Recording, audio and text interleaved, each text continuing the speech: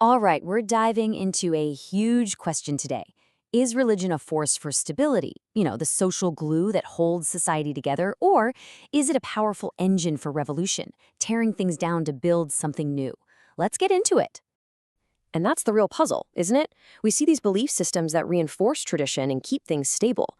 But then at other times, those exact same beliefs can inspire total revolution. So how can one thing play two such completely opposite roles? You can really think of this as a tale of two forces. On one side, you've got religion as the social glue, all about order, cohesion, tradition. On the other side, it's an engine of change, fueling movements for justice and transformation. Let's tackle that social glue idea first. So, many of the earliest thinkers in sociology saw religion primarily as a way to keep social order, what they called a conservative force. Now, it's really important to get this. In sociology, conservative doesn't mean politically conservative. Nope. It just means conserving or, maintaining the way things are. It's all about creating stability by reinforcing a society's shared values and its collective identity. For the functionalists, the bottom line was that religion works. For Emil Durkheim, all those rituals create what he called a collective consciousness, that shared identity that really holds us all together.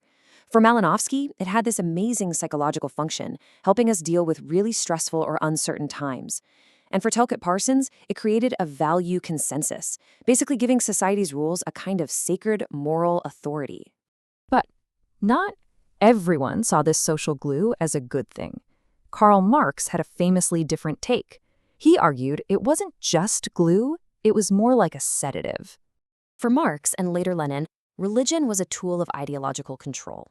It creates a false consciousness that kind of dulls the pain of being exploited by promising you this great reward in the afterlife instead of justice right here, right now. And, the feminist thinker Simone de Beauvoir argued something very similar about patriarchy, that religion teaches women to accept being second best in exchange for a heavenly reward. So in both of these views, religion just keeps the oppressed right where they are. It's a powerful critique, for sure, but it definitely isn't the whole story. What happens when religion stops being a sedative and becomes a stimulant? Okay, let's flip the script. Now we're going to explore our second idea, how religion can actually become a powerful force for radical social change. And wow, history is just packed with examples. Max Weber argued that very specific Protestant beliefs were absolutely central to the rise of modern capitalism. Then you have liberation theology in the 20th century, where Catholic priests in Latin America used their faith to fight dictatorships. The U.S. Civil Rights Movement, it was organized in Black churches, led by clergy. And in India, religious principles were right at the heart of the independence movement. What's so wild about Weber's idea is that it turns the Marxist argument completely on its head. Instead of the economy shaping our beliefs, Weber showed how religious beliefs could actually reshape the entire economy. He said that Calvinist ideas about predestination and living this simple, disciplined life, well, they created a whole new work ethic that pushed people to work relentlessly and reinvest everything. That was the spirit of capitalism itself. So we've got two completely opposite views. One says religion stops change, the other says it causes it. So which one is it? Well, what if it's both?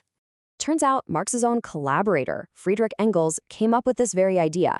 He argued that religion has a dual character. It can absolutely be used by the powerful to keep control, but it can also be used by the oppressed to fight for their own liberation. And this slide illustrates the evolution in Marxist thought so well. While Marx saw religion creating false consciousness to help out the ruling class, neo-Marxists like Antonio Gramsci saw its potential to build what he called a counter-hegemony. Gramsci argued that religious leaders could be organic intellectuals, using the language and morals of faith to challenge the powerful and build a real movement for change. Just think of Reverend Martin Luther King Jr. That's a perfect example.